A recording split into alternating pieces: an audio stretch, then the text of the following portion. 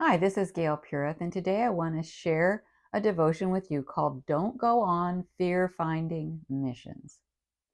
In Numbers 13, God commands Moses to send 12 spies into the promised land.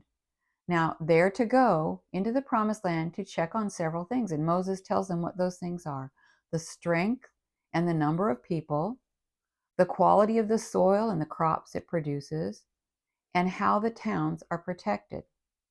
This was a fact finding mission, not a fear finding or fault finding mission. That's because God had promised them the land. That's why it's called the promised land. And it's actually a foreshadowing of our promised land in heaven.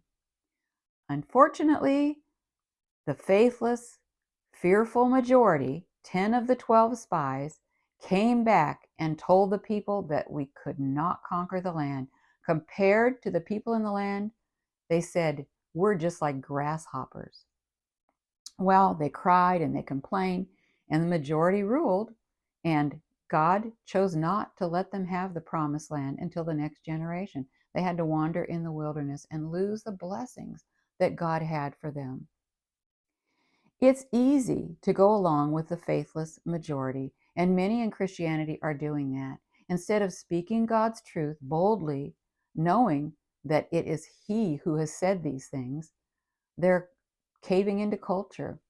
They're fearful that they can't speak up about things like LGBTQ or abortion because they won't be liked. And it's just beyond them, they think, to be able to handle that. But God gives us the grace to handle speaking up for His word. And I want to end with this proverb because it's one that probably all of you know. You've probably heard it hundreds of times, but it's something that we really need to listen to because it should be our guide. And it says, trust in the Lord with all your heart and lean not on your own understanding. In all your ways, acknowledge Him, and He will direct your path. Let's do that, dear Christians. Let's not lean on our understanding or the understanding of other human beings. Let's trust in the Lord and move forward in His grace.